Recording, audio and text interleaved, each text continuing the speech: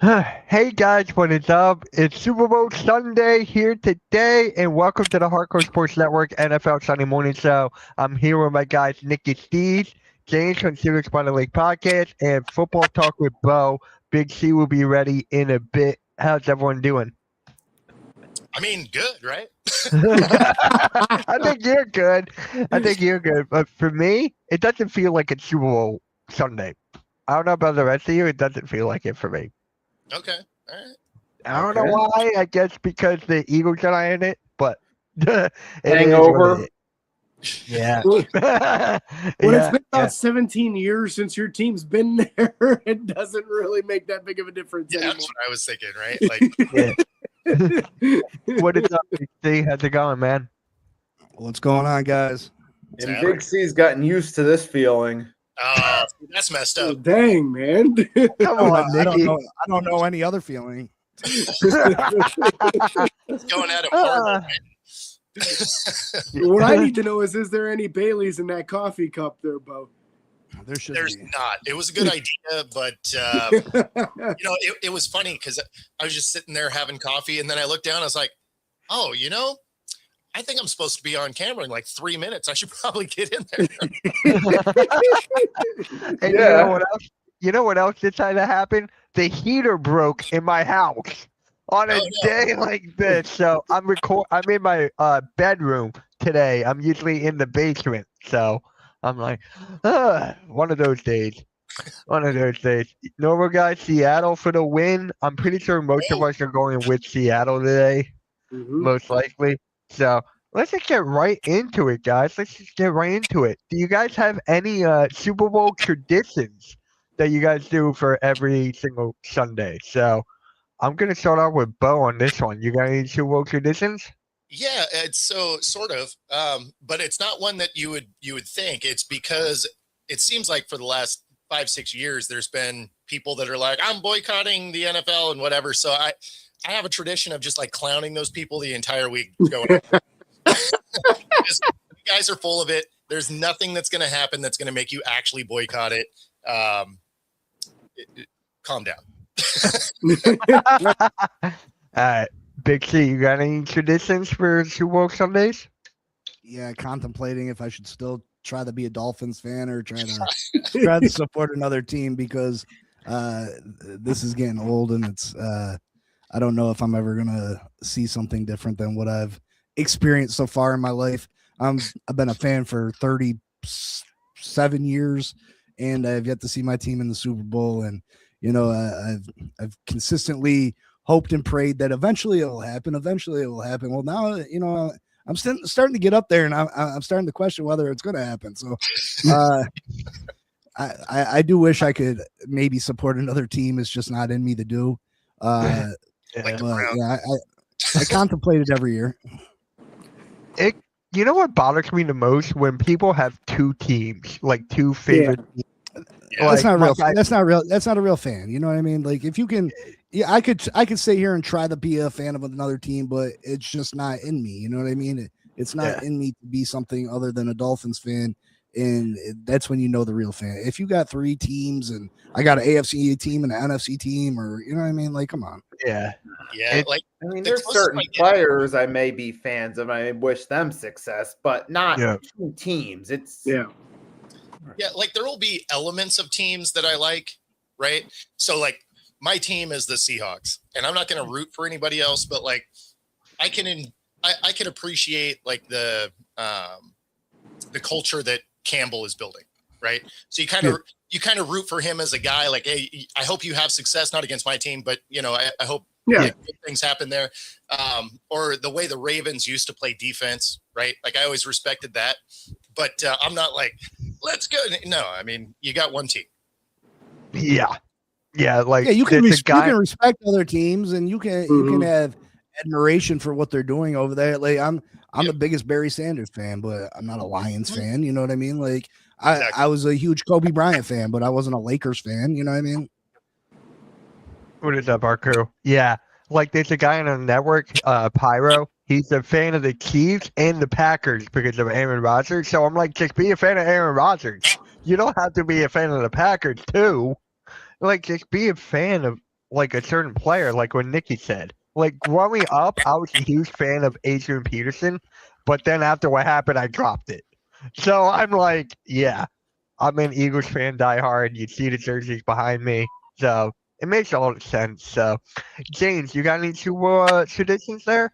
Overeating. That's the big one.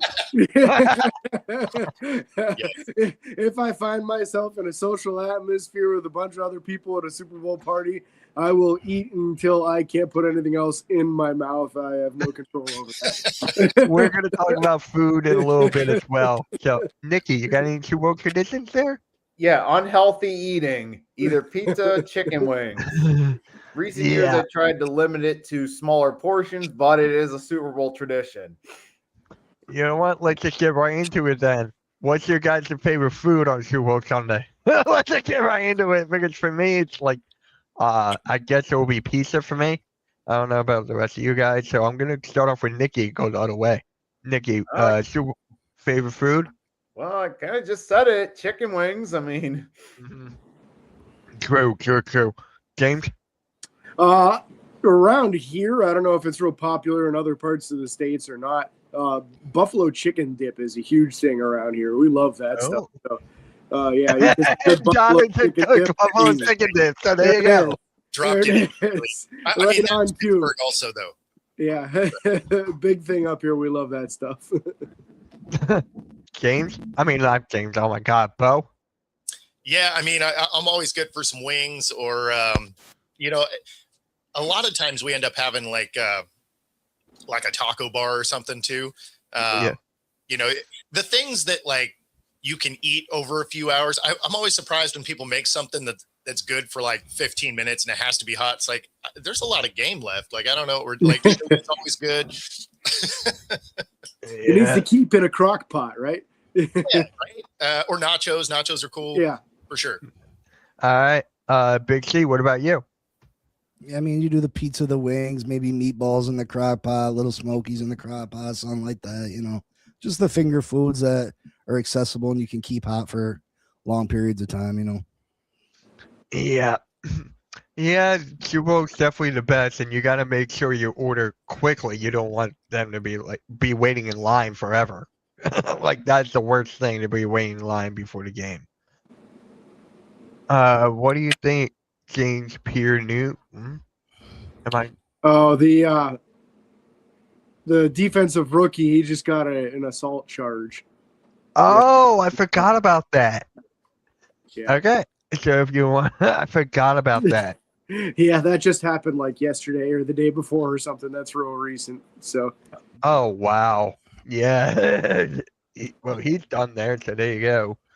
There you go. Meatballs in a crock pot, shrimp, James Pierce Jr. There we go. I got confused. Yeah. So yep. Damn, that's crazy. Go. It is what it is there. Yeah. Walk away, man. Walk away. If it's getting confrontational, get the hell out of there. Yep. Yeah. I feel bad with him, so I feel bad for him. So do you guys have a favorite halftime show for the Super Bowl? For me, it's actually Prince. Yeah, Prince was great. Yeah, that was mine. If you guys have any other ones, like today, I don't think anyone's looking forward to today. Bad Bunny's my dude.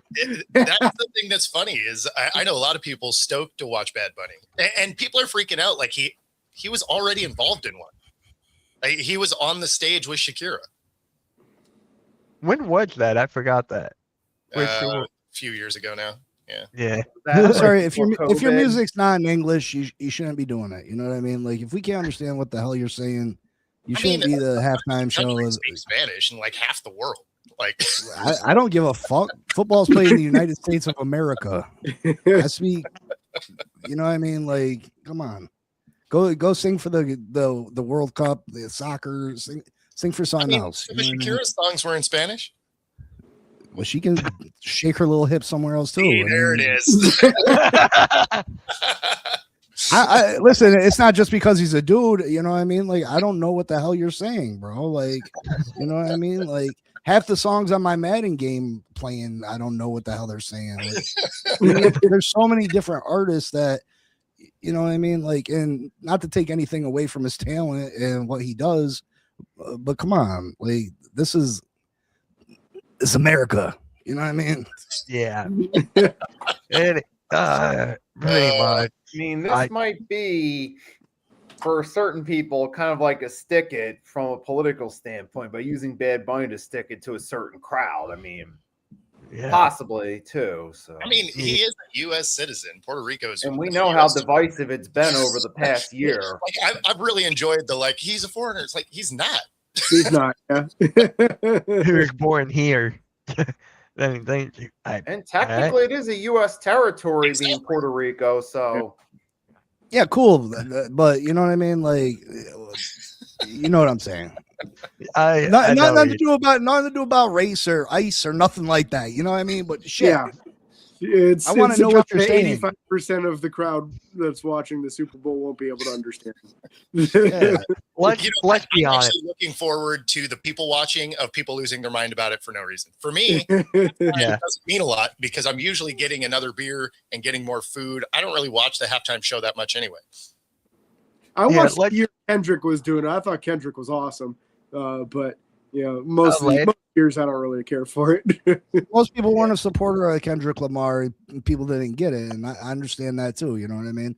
And I think it should be something that everybody can, relate to. It's obviously people have their preference in music, but you know what I mean? Like my favorite of all time is the Michael Jackson '93. You know what I mean? Like I think Michael was internationally loved. You know what I mean? You know what I mean? Everybody respected Michael Jackson's music, and I think that was the greatest halftime to me.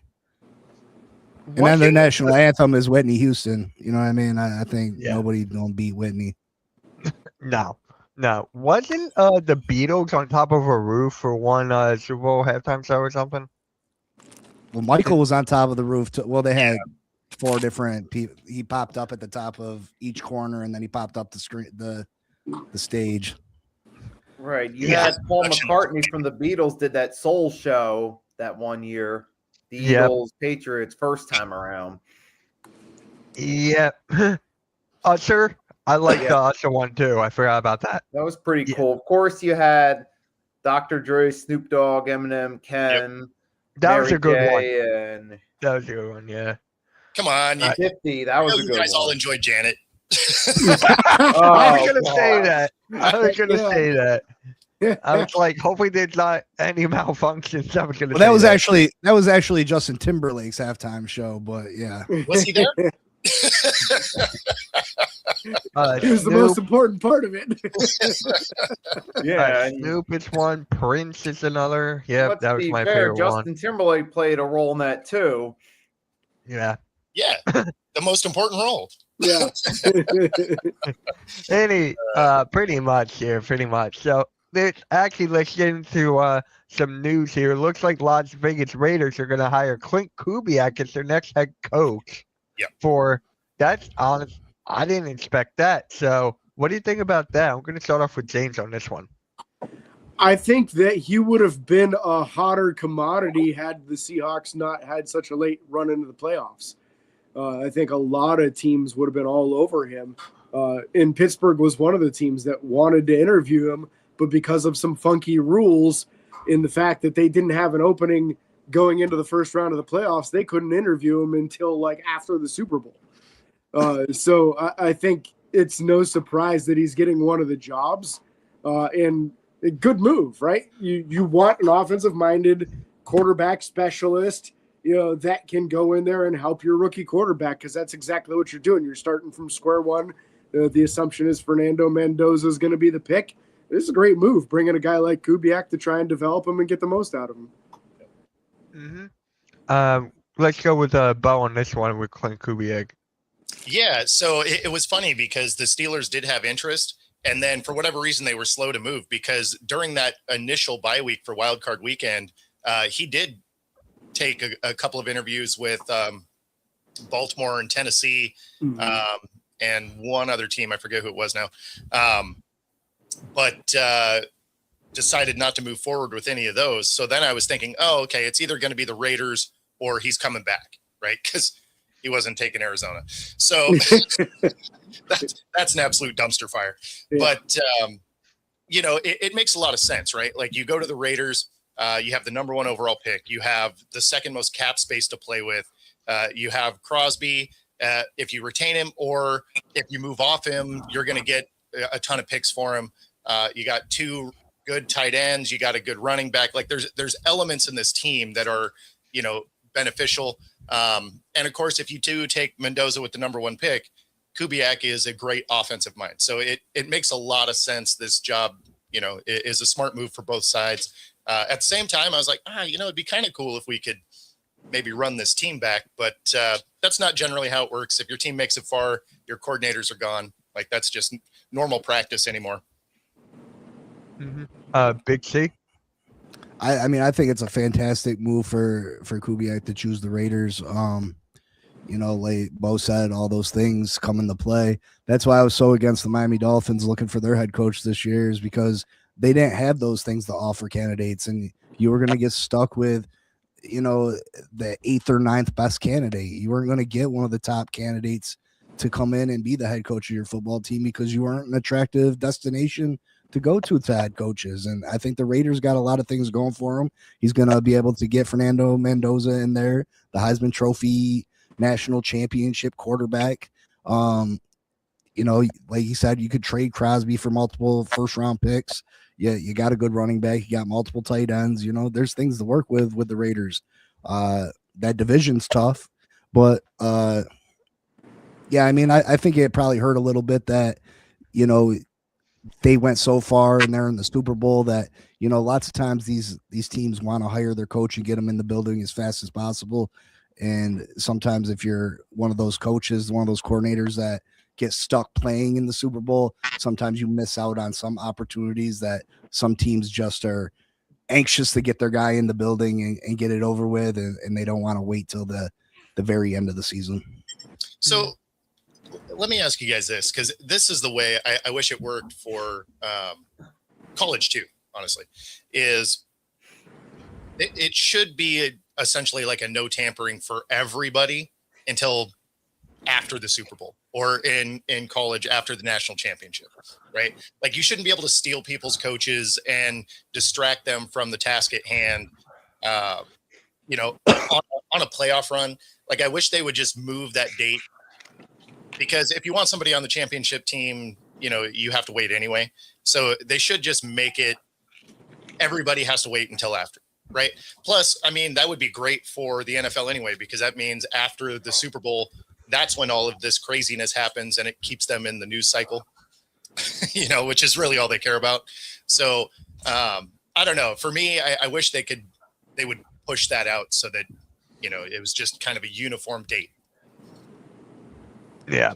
I think the problem is the calendar. If they do that, then they have to probably push back these college all-star games too, because you want your coaching staff at the college all-star games, the Shrine Bowl and the Senior Bowl, to evaluate the talent to see who you're going to pick. And those both happened already. So if you're going to do that, I think it's a good idea to do so, but you would have to push the Shrine Bowl and the Senior Bowl back past the Super Bowl, in my opinion, because there's just such huge events for evaluating talent. I don't know. Wasn't the Vikings GM at the Senior Bowl and then they fired him before he got back? Yeah. Like, Sure was. But also take that information somewhere else. Well, I mean, that's not that big of a pushback. What was the Senior Bowl last week? So Yes. I mean, Yes. Oh, exactly. So I mean, what are you pushing it back 2 weeks? 2 weeks. Exactly. Yep. Exactly. Yeah, I honestly don't know what to say about that, but yeah, Nikki, what's your thoughts about Clint Kubiak? I mean, this does have potential, of course, but there's always that question of, can you transition from coordinator to head coach? Because we see it doesn't always work out, but sometimes it does. Initially it's one of those hit and miss, wait and see type of deals, because you really don't know until you start seeing them in the locker room on how they pan out in that transition. So, as always, it's got potential, but we still got to wait and see how it actually plays out. To your point, like it can even start off a little shaky. You could come out and be like Duval, and then still end up with a good year. Right. Yep. So The Browns defensive coordinator has resigned like abruptly. Yeah. So is he gonna go anywhere? I'm gonna start off with Nikki on this one. Is he gonna go anywhere on this, or is he done? I mean, has there been any reports of him having any health scares or anything like that we know? He was of? upset. He was upset that he didn't get the head coaching job. Yeah. Jim Schwartz Yeah, thought that he should have been hired as head coach, which he probably should have been. Well, he's probably that, and he was probably frustrated with the Browns as a whole anyway. So No, it was 100% because he didn't get that job. 100%. Yeah. And then on top of it, he's like, wait a minute. I've been here busting my tail, making this defense a formidable force. I played a big role in you guys getting to the playoffs a couple seasons ago alongside that magical run of Flacco. I've been the most stable on the coaching staff, and you decide to go outside the realm, promote somebody else. It's like, no, I'm done with this. I'm going to look for some new opportunities. Well, they also did him a little bit dirty because there were other places that were interested in having an interview with him. And he was kind of in on being the Browns, and the Browns didn't do it, but they waited long enough that the other opportunities were already gone.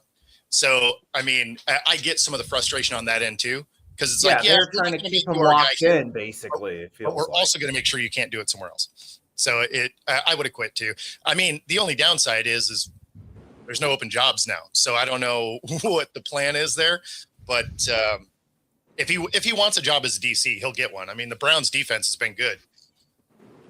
What I heard is that he's planning on taking a year off, which is the smart move in my opinion, because everybody's going to look back on it and say, my God, what he did with that defense was incredible. Let's be honest, that's been the only thing that they've had to look forward to on that team for years is how good that defense has been. And Jim Schwartz has a large part to do with that. Obviously, you know, you have a talent like Myles Garrett, you just unleash him and let him go do his thing. But there's a lot of other guys that have done a really nice job on that defense over the last few years, and he has to get some credit for that. So, yeah, just that's the Browns being the Browns. That's what Juju meant when he said the Browns is the Browns. They mismanage situations over and over. And this is, again, it. That was the best coach on that roster. And I guess that doesn't mean you necessarily have to make him your next head coach. But to intentionally screw him over from other opportunities like that too. They better hope he doesn't go to somebody like Cincinnati and turn that defense around and then play the Browns twice a year, because he's going to have a real bone to pick with them. I would not be surprised if he tries to land himself in a situation where he can be a thorn in the Browns' side on a regular basis. I'm not going to lie. That would be hilarious. Yeah. It would. I mean, James loves this right now. Cleveland Browns are falling apart, and James loves this. They can go ahead and hang all their hopes on Shedeur Sanders. Let's see how that works. See, what's even worse, because the Browns are the Browns, they've actually come out and said that they're going to give Deshaun Watson a real shot at winning that job. Because let's go. I mean, there's no better dumpster fire than when you throw some tires in it to really get it burning. Yeah, absolutely. Oh my living God! So, who's the new coach of the Browns? The OC from Baltimore who couldn't figure out that he needed to put Derrick Henry on the field. Exactly. My living God! Where's my friend Garrett? He's a Browns fan. He was on the show months ago, but I'm trying to get him back on. He's insane. He won't come on. I don't know why I was thinking that, but it's Todd Monken. Munkin, yeah. Okay, that was it. Thank you. Yeah, it's our crew. The downfall of the Eagles. Your coaches want to quit. The O-line coach. Yeah, it's not looking good over here in Philly. It's definitely not. And there's only one person to blame, and that's Nick Sirianni. Other than that, nope. Nikki, you wanted to say anything about our Eagles with that real quick? I was going to say about this, it's unbelievable that they passed up on Jim Schwartz for a failed offensive coordinator. Yeah, but then as far as the Eagles go, man, that's not looking good, though, to lose your offensive line coach when you've consistently been one of the best offensive lines in the NFL for nearly a decade now. You got to wonder who's going to be his replacement? On one hand, though, fortunately, we still have some solid talent on the O-line, but that also depends on what we do with the offseason. So it's going to be a long off season for us, Nikki. A very, very long off season. yeah. And I'm not here for it. It sounded like he didn't want to give up the running game coordinator because he also kind of did part of that. And your OC was like wanted to take everything over. He didn't want to give that up. And so it sounded like he was kind of either give it up or you're out. And he's like, cool, I'm out. Yeah, and now offensive line want to retire. Landon Dickerson, who's 27, wants to retire. And Lane Johnson, who's pretty much on his way out. And so it's just like we're going back to square one. And now if Vic Fangio wants to retire, that just lays in a whole nother case.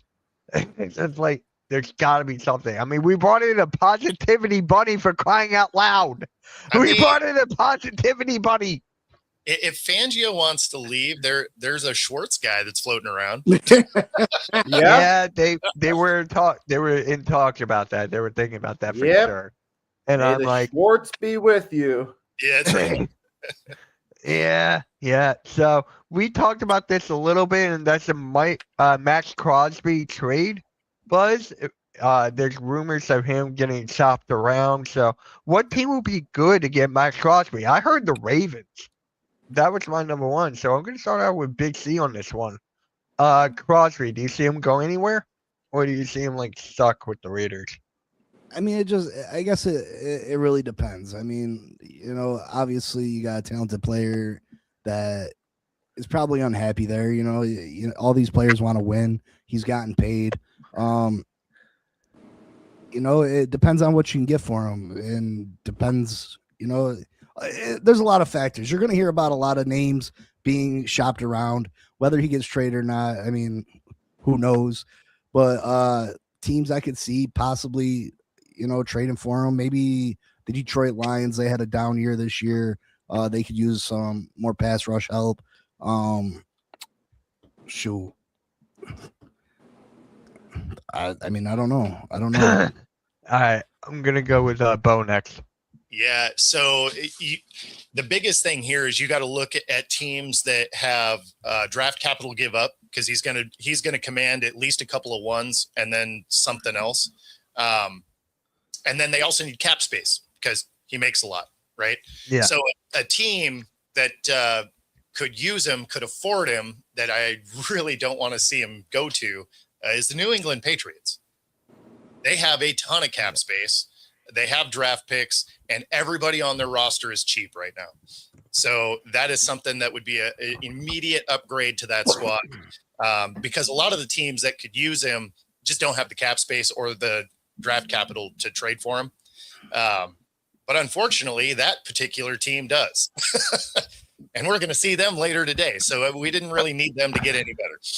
I mean, that's not the typical Patriot way, though, trading for an aging player and trading away that much draft capital. So I don't see him doing it, but he would be a good fit for him. Yeah, absolutely. Yeah. James? How about the Chicago Bears? They really need some pass rush help. The defense is very, very good at forcing turnovers, but they let up yards like crazy. So they need somebody to help them get off the field on third downs. So I could see that being a move. I don't know what their cap situation's like. I won't pretend I've got that under my hip, but they definitely need a premier pass rusher, and he'd fit the bill there. You feel like you probably have your quarterback, a lot of positions in place on that team. So maybe you don't need the first round pick for the wide receivers and running backs and tight ends. You've got all that figured out already. So I think defensive side of the ball is where they need the help and somebody getting after the quarterback to take them to the next level to be able to compete with Seattle and the Rams and make the deep runs in the playoffs. You better get yourself a pass rusher. It's got to be a team that they feel like this is the final piece that push them over the top and make them Super Bowl contenders. Yeah. No one else is going to be willing to trade away that many assets for that. It's got to be someone that's right there on the doorstep. They feel like if we add him, we're Super Bowl champs. Well, and it's funny because when they were talking about it before the trade deadline this year, they were talking about wanting 3 number ones for him. And like, if that's the case, he's a Raider moving forward because nobody's giving up 3 number ones. It's too much. Yeah, that is way too much. That being said, he's been unhappy there, but he may not be with the new coaching scheme that's coming through. Right? He may want to hang out and see what that's about. Mm-hmm. Yeah, I like that. Nikki? It's a good, interesting question. I mean, you could see the Patriots, but some of the teams that have draft capital aren't the most appealing in the world, but in space, like the Jets. You really think he's going to want to go to the Jets? No. Or even the Cardinals? I wish the Jets would trade their 3 first-round picks for Max Crosby. Do it. Hey, that does sound like a Jets thing to do, though. Yeah. I hope they do. Go ahead. Yeah, or a team like the Cardinals. Do you really think that's going to be his ideal spot? I mean, unless he goes to the Patriots and they're willing to do it, it's kind of tough to find a team that, is going to take it. Unless a team that's willing to go all in to bolster their defense, like maybe the Panthers, which I don't know if they're going to do that or not, but unless a team like that's willing to go for them, it's really hard to see an instant actual potential good team you could go to beside the Patriots. Well, and a lot of the good teams don't have the cap space for him anyway. So even if you had the draft capital, you couldn't pay him. So I was Jets thinking careers pretty much. Yeah. Yeah. So yeah, our crew, yep. What about the Houston Texans? Is that one you would think, or is that Well, not? they're already pretty good at pass rusher. Yeah. I mean, that's just. I feel like that's just. But Yeah, Janelle they- Hunter and Will Anderson, I don't see room for. But then you have to give up a younger pass rusher to get a veteran in Max Crosby, who you don't know how much longer he's got as far as being elite player goes. I mean, don't get me wrong. If you somehow added him to that defense, that is ridiculous. But they don't really need him. I mean, they had one of the best pass rushes in the league anyway. But yeah, if you put him on that roster somehow, go get Garrett too. Why not? Just the all Madden D line. Let's go. Oh my god. Yeah, and I looked up Crosby's only 28. I thought he was older than that. I thought he was at least 30. I mean, Vegas will age you. Yeah. He used to do drugs too. Fair. No, Gregor, I did not. Did anyone watch the flag football pro game? No. I couldn't I do it. didn't. Yeah. I couldn't either. I couldn't. Legendary threw a pick 6. Yes, he did. Yes, he did. The thing that's funny, right? So over the last few years, speaking of the Pro Bowl, so in 23, they had like 6.5 million views. Right. 24, it was 5.7. 25, it was 4.7, and then this year 1.9 because you hit it on a Tuesday. Like, what are we doing? Yeah. So The fact that mean, it was on a Tuesday is just hilarious. I think they're finally just trying to snuff it out. They're just like, you know what, this thing is a loser. Let's just eliminate this thing. Yep. Turn it Yeah. into an awards ceremony and be done with it. Exactly. Yep. I would do the skills challenge, quarterback challenge from back in the day and stuff like that. But as far as the game goes, I remember being a kid and watching these guys try to take their heads off, each other's heads off still. You know what I mean? So the fact that this Pro Bowl game is went down the drain like it has is absolutely embarrassing. I mean, the last few years when they were wearing helmets and pads, they weren't tackling. They weren't. Yeah. There was zero effort given. I mean, we're in a soft generation. You know what I mean? Back in the early 90s, these guys were out there rocking people, rocking them. You know what I mean? And it's just a different day and age. When you think back to that era, because I agree, that was the last time that this game was any good, and it was still played in Hawaii at that time, right? So the guys wanted to go. Plus, the way they got paid was so much less than that. The $50,000 for winning the game was significant. Like, you wanted to win that game. Now these guys are making $5 to $10 million a year, so the $100K to win isn't really that big of an incentive, especially when you're not getting that free trip to Hawaii. You went to Santa Clara. Woo! That's why so many people bailed out, which is why you're seeing guys like Shador get in, or Tyler Huntley a few years ago. Joe Flacco. Yeah, well, I mean, Huntley was the most ridiculous one because he played 5 games and threw for 600 yards, right? Like that negative. 2 touchdowns, the 3 picks too. Exactly. A losing record in those games. Shador, 1,400 yards in 7 games and a negative touchdown to interception ratio. I mean, you're not seeing the best of the best anymore because you got guys like Trevor Lawrence. They're like, yeah, no, I think I'm good. Like, so yeah. It's just crazy. I don't know. You guys know that the YouTubers do like a big flag football game there. It's like for all so, and it's just like that gets more viewers on YouTube than the Pro Bowl. Yeah, because people want to. Like that is just crazy what the numbers they pull there. So I don't think I'm ever gonna watch the Pro Bowl again. I don't think so. I don't know. I remember it used to be the Grammys or the Pro Bowl on the same night. And then it was just like, I would go to a Pro Bowl, but now I'm going to Grammys. Bring back the old, yes, Vic, bring back the old ones. It's not going to happen. Yeah. Sadly, that's never going to happen because for them to be incentivized the same way they used to be, the winner would have to be making like $5 million. Yeah, that's what I was thinking is that you need to up the ante. It needs to be at least like 500 grand for the losers, $1 million per player for the winners, for it to be enough for them to even consider it. It needs to be equal to like a 1-game paycheck for these guys. Otherwise, it doesn't make any sense. And with guys making $40 million a year, good luck trying to do that on a Pro Bowl. Yeah. It's kind of like what the NBA is doing. The NBA is trying to change it up with like a target score, and they're trying to make it more competitive because I forget what the win. Nikki, do you remember what the winner team gets for that? Don't they get paid, like extra money for that?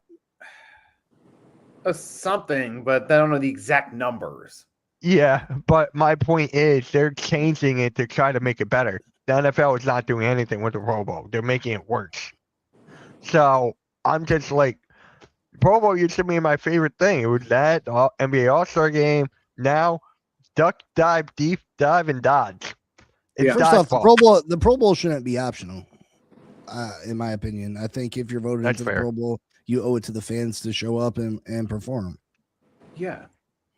Yeah, that's fair. It could make it a lot more fun. Obviously, the game itself is a complete waste at this point. Some of the skill stuff they used to do, they could bring back, like a competition of who can bench press 225 the most times. Get your biggest defensive and offensive lineman out there on the bar and let's see what they can do. The NFL's fastest man, they used to do a relay race. Well, not even a relay race. It was 4 guys in a track competition running at the same time, different events in like your fastest wide receivers, DBs, running backs, whoever wants to participate in it. And you get down to the final guy, and then you had your fastest sprinter in it. But you still got to force them though, because the top ones are so worried about their image and being embarrassed. You know what I mean? Yeah. Like I truly believe some of the fastest players wouldn't participate because I don't want people to think I'm not the fastest. I can continue to say I'm the fastest if I don't race. You know what I mean? So I think if you're voted in, you need to. But I agree. The skills challenges, the bench press, I would watch that. Yeah. The quarterback challenge from the early 90s. I used to have a Super Nintendo game, quarterback challenge. Yeah. Like that was fantastic. You know what I mean? I remember Marino hitting the farthest target bullseye to win it against Craig DeBerg, and he didn't make the money Marino was making, so he was counting on that bread, and Marino took it from him. Marino ended up cutting him a check for $17,000 because Marino's a good guy, you know what I mean? But yeah, bring that stuff back. Who can throw it the farthest? You know, you get Josh Allen and Patrick Mahomes out there, and you know what I mean? I mean, probably one of the biggest things was as soon as they moved it before the Super Bowl, you eliminated half of the guys that would have been in the Pro Bowl because your Super Bowl teams are generally littered with Pro Bowl talent. Exactly. So you're already watering the product down by eliminating every, Super Bowl team. And then it's optional. And I mean, it's just become an unwatchable product. And then they make it flag football and you're just like, yeah, who cares? And it's disrespectful to all these teams. You know, you look back and Marino made 13 to 15 Pro Bowls in his career, but now Shador's, got one. You know what I mean? Like it's not that prestigious, thing anymore. And they're taking it to the contract table like, hey, I'm a Pro Bowler. You know what I mean? Yeah. That's right. You got to respect the Tyler Huntley Pro Bowl. And then that gets factored into these guys' post-career accolades too. Yeah. When we start talking about Hall of Fame voting, you look at how many Pro Bowl selections, how many All-Pro selections, those things are factored into it. So you're really skewing how talented some of these guys are by, 7th, 8th, 9th alternate guys getting in a Pro Bowl. It is just ridiculous what it has come to, because it was just like, it was one of my favorite things growing up. Now it's just like, why even bother? I'd rather watch like hockey or something, and I can't. And I'm trying to get back into hockey, and it's tough. So it's just like, I'd rather watch soccer, and I can't stand soccer. It's getting down that bad, but it's just like, and now, wasn't the Pro Bowl like, it was after the Super Bowl, right? It was like a week or two after. Yeah, it was in Hawaii, and it was a week after. So Super Bowl players could be in it. Then why do they make it before the Super Bowl then? And why do they do that? To me, that makes no sense. Yeah, I mean, they've just slowly been killing the product. Because the front office are a bunch of morons, and they thought it'd be a good idea, and they got to realize they made a mistake. And people can be done for the year earlier too. You know what I mean? They can, all those players can be done 2 weeks earlier instead of waiting a week after the Super Bowl to go on their vacations and start their off season plans. You know what I mean? So it definitely gives them an extra 2 weeks of off time. Yeah. Yeah. I'm actually going to watch college basketball today. My Michigan's playing in it, so I'd rather watch that than the Pro Bowl. That's like, God, I hate it. I just freaking hate it. My buddies loved it, so it is what it is. All right, now let's get into the Super Bowl talk. The Super Bowl preview. Seattle Seahawks take on the New England Patriots. So we're gonna start off with Nikki on this one. What does Seattle have to do to win? We're gonna go Seattle around, then New England around. Main thing they have to do is be able to score points and not turn the ball over, because chances are most likely their defense is going to do good against the Patriots. But I feel like if you just score points along with your defense playing up the expectations, that's a quick way to set the tone in your favor and force Drake May, who hasn't been great in the playoffs, to have to step up in the biggest game of his career. And that could easily give the Seahawks an advantage right there. Force Drake May to play under pressure. We'll see what they can do. And we saw Darnold in the conference championship have the game of his career, and he's got the weapons to do it. And plus, he's still got Kenneth Walker healthy. So there's definitely the potential for them to do that on offense. It's a matter of getting it done and scoring points to set the game in your favor. Especially if Rashid Shaheed can have a big play on the first drive like he did the last two games. That'll help. Score the most points by the end of the fourth quarter. That's fair. James? To me, they need to have a versatile attack here. Seattle needs to make sure they're spreading the ball around to everybody. I anticipate Mike Vrabel coming up with a good game plan to try to limit things for Seattle. I would assume that the focus will be on Jackson Smith and Jigba, and it should be. He's an incredibly talented player. But to me, I expect a big game out of Kenneth Walker. I think he's been fantastic this season, and especially in the playoffs. He's kind of shown everything that made him such a highly valued prospect when he came out in the draft. I love his style and how quick and sudden he is. With a breakout game today, that dude's going to get paid. So that's my thing there is I think if you can get that run game going and get them out of their game plan, Seattle could really run away with this thing, in my opinion, today. My biggest concern for them is what's the health status on Nick Eamon-Wari, so I'm excited to hear what Bo knows about that because I know he's got the ins and outs of what's going on there. Yep. Bo?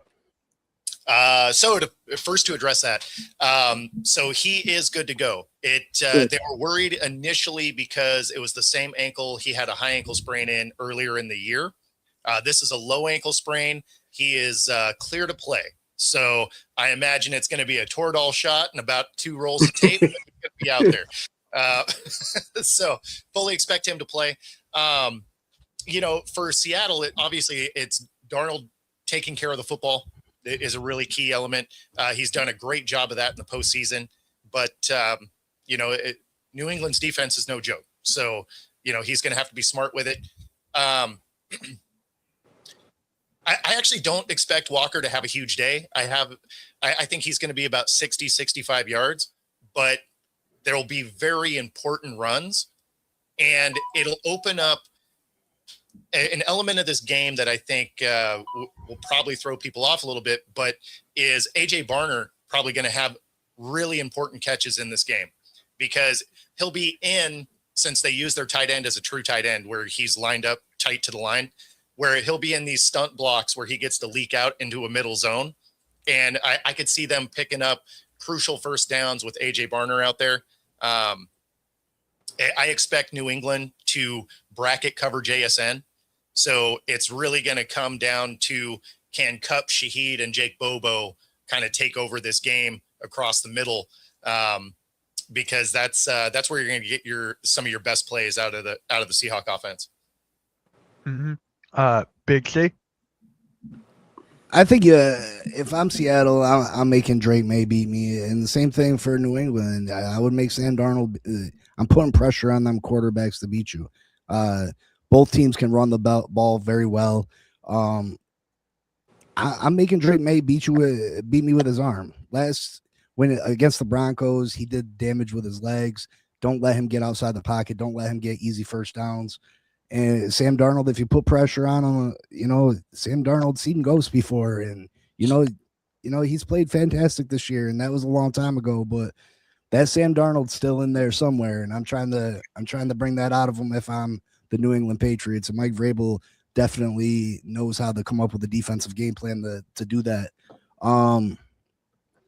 Seattle, I would try to jump on a lead early, get that young quarterback stressing, getting in his nerves, getting in his head, making him feel like he needs to make a play, and hopefully they can force a mistake and a turnover. So New England hasn't been very good against the upper echelon teams this year. They had a very easy schedule, even into the playoffs. They went, CJ Stroud basically handed them the game in the second round. And then the Broncos, they went up against the backup quarterback. I truly believe Bo Nix played in that game. This would be a Broncos Seattle Super Bowl.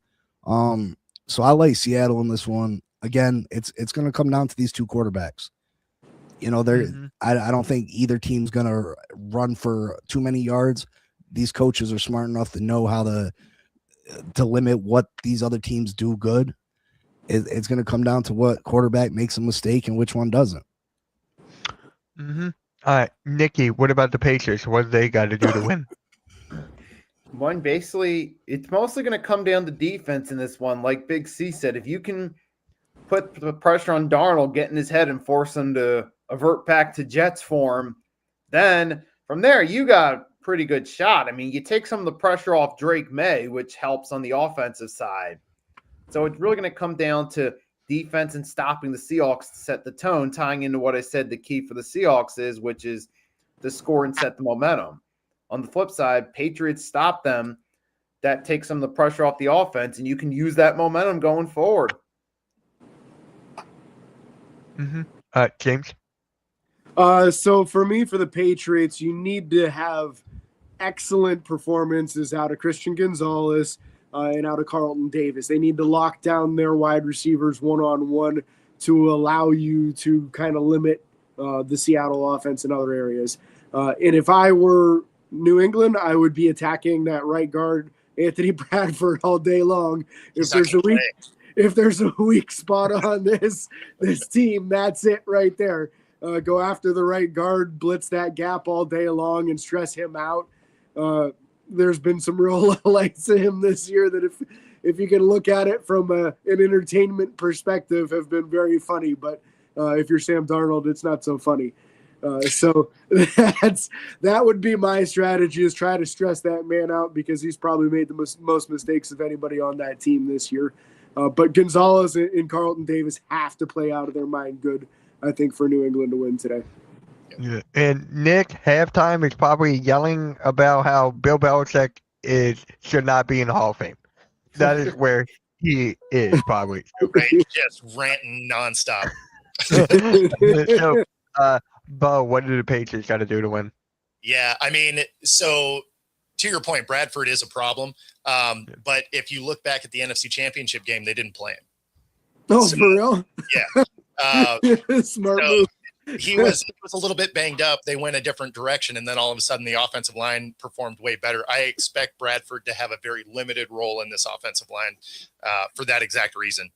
But, probably a key element for this is going to be, to Big C's point, they can't fall behind early. If they fall behind early and you have Drake May trying to press, he will make mistakes. We watched that through the playoffs. This is a defense you can't make a lot of mistakes against. So he's going to have to protect the ball well. A key element for him is also going to be RPO. His ability to use his legs to pick up first downs and stuff is going to be key in this. But there are some weaknesses to this Seattle defense, and that is kind of seam routes, in-cutting routes. Anytime they are one-on-one with an outside linebacker, like a Derek Hall, just not great in coverage. And so there are ways to exploit that. If you can get some of those plays going, it'll help open their running game up. So there is a path forward for them to win this game, but they're going to have to be, like everybody said, they're going to have to be lights out, especially on defense against the receiving core of Seattle. Mm-hmm. Big C, is there anything else you got to say, or did you already kind of covered it earlier? But if you want to add any more, go for it. Yeah, man, like I said, I pretty much covered it. It's going to come down to which one of these quarterbacks, makes the big mistake. I think both of them are going to probably throw an interception. There was a question in there. Do I see both? I think both probably do throw an interception. Exactly. It's the player that throws the second interception, that crucial interception in the second half.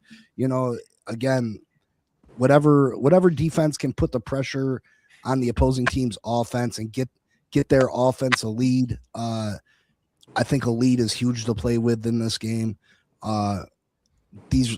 Sam Darnold, he's shown in the past that he's had issues when it came to pressure. You know what I mean? As far as game pressure, the seeing the ghosts and this and that. And Drake May is just a young quarterback. You know what I mean? This is overwhelming. This is the Super Bowl. You know what I mean? This is only his second season. They haven't been good against teams over 500 this year. They've beaten a lot of mediocre teams. And the Seattle team's not mediocre by any stretch of the imagination. And if the moment becomes too big and Seattle somehow gets up 14-0, he's going to be stressed to make a play. And New England doesn't have the greatest receiving talent.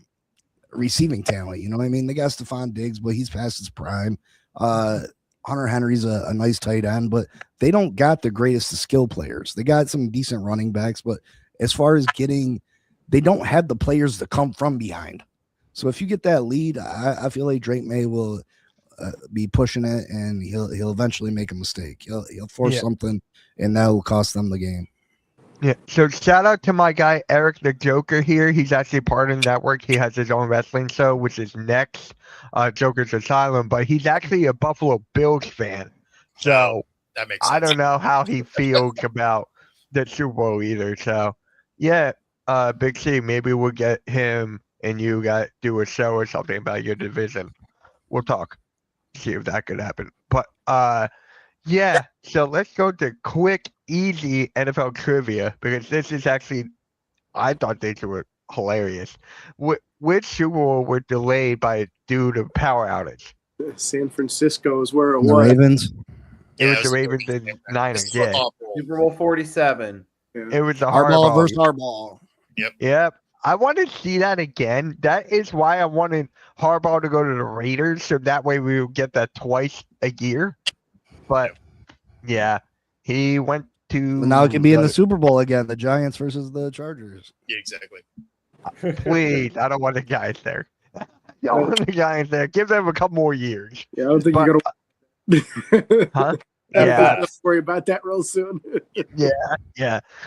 Which team completed the only undefeated season that capped with the Super Bowl? I mean, Big C has to answer that. Yeah, Come on, baby. You know what it is. You know what it is. The only team, baby. Yep. Have 72 fins. That's why I had to bring it up. And then, which team beat the Patriots to end their perfect season? The The Giants. Giants, Super Bowl So there you 42. go. See, quick and easy. So let's get into the predictions and then the scores. So if you guys want to put a score prediction, I'm going to put them down here and see whoever gets the closest. So for me, I got Seattle winning. I got Seattle 24-21. I think it's going to be very, very close coming down to the wire, and hopefully they don't, All right. We're going to start off with Big C and go around. I got Seattle 27-23. Nick Emery, Super Bowl MVP with 2 picks. Oh, let's go. Let's go. I like that one. All right. I'll put my MVP there too. For me, it was Sam Darnold. I feel like coming off of the best game of his career in a championship game, he just carries over. So who's yours again, Big C? I'm going to write those down as well. Nick Emery. He's going to have 2 picks. How do you spell his name? Good luck. E-M. ANWORI. Got it. All right. Bo, you're up. Yeah, so I'm going to go with Darnold just because that'd be a good story for the MVP. And then I have Seattle 27-24. So I think it's going to be a beautiful kind of game, which means they don't cover, right? That means Patriots cover, and they hit the over. Got it. James? I'm taking Seattle as well. I'm going 31-20. And I'm sticking with Kenneth Walker for my MVP. I think he gets in the end zone twice this year. Nicky, you gotta take the Patriots, or we're jinxing shit. I know. I'm sorry, but I'm going to go with the Seahawks by a score of 27-13. I feel like the second half when they start to take the game more in their favor. Yeah. What was your First score half's a again? little I'm more sorry. close, but then second half they kind of take it away. Nicky, what was your score again? 27-13. I feel like the second half is when Seattle starts to really take over. First half's going to be a little more competitive. Yeah. I who? I hope you two are right, because especially if they can get that lead early so that I can have like less stress and just like enjoy some wings and beer. Nicky, who's your MVP? Who you got? MVP in this one? I'm trying to think. I'm probably going to say it's probably going to come on the defensive side of the ball. Okay. I'm trying to think of a guy right there. A lot of guys over there. There's 11. Yeah, exactly. And I could see maybe a guy like Leonard Williams playing a key role. Maybe stop the run, get some pass rush, maybe even a sack or a forced fumble. Got it. You know, it'd be a fun story there is if D Law were to get it after saying, "Hey, I can't win a ring in Dallas." He calls his own shot, goes to Seattle, gets to the Super Bowl, wins the MVP. That'd be wild. I forgot about that. Jeez. Right. Oh my God. But yeah, guys, that's going to conclude the NFL Sunday morning show here. I'm going to go through the predictions one last time. For me, I got Seattle 24-21 with Sam Darnold taking MVP. Big C's got Seattle 27-23 with Eamon Nora taking it. And Bo's got Seattle 27-24 with Sam Darnold getting MVP. James got Seattle 31-20 with Kenneth Walker taking MVP. And Nicky got Seattle 27-13 with Leonard Williams taking MVP. That will, if that happens, I'm like, Nicky, you got to hit the lottery if that happens. I mean, it's not outside the realm of possibilities. I mean, it's not. It's not. That's the point. Yeah. Smith, right? So, I mean, that was kind of a random one. I thought Cam Chancellor was going to win it that year. Yeah. And yeah, Alexander actually has JSN winning MVP. Okay. I've been seeing that a lot. That could happen. Yeah, he's got the skill. He does. Who- It would have to be a lot of yards after catch, though, because the problem Right. with I mean, if receivers you winning make the it, right the quarterback- catches, it could happen. Lynn Well, Swan only caught 4 passes, but won a Super Bowl MVP because of the magnitude of his catches. No, it's definitely possible. It's just harder for receivers to do it because the yardage they get, the quarterback also gets. Yeah, you need the quarterback to have a couple mistakes for the wide receiver to get the MVP. Exactly. Yeah. All right. So with that being said, Nikki, what you got coming up, man? We got episode 46 of the 3-Point Blitz after taking a week off. So we'll have a lot to talk about: head coaches, NBA trade deadline, the Super Bowl. And then at night, me and Agent Warrior X, we're in the same time slot we did the NFL Pick'ems, but we're doing a new show, Everything on the Table, where we're going to expand the subjects past football. So stay tuned for that. That one's All at right. 8 p.m. on Tuesday as well. All right, James.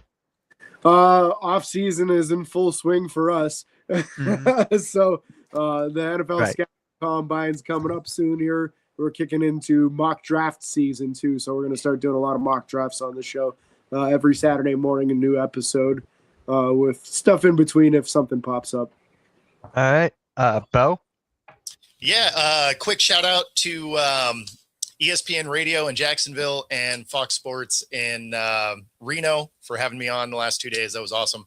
And then back to just normal shows this next week. So just the normal daily show and stuff.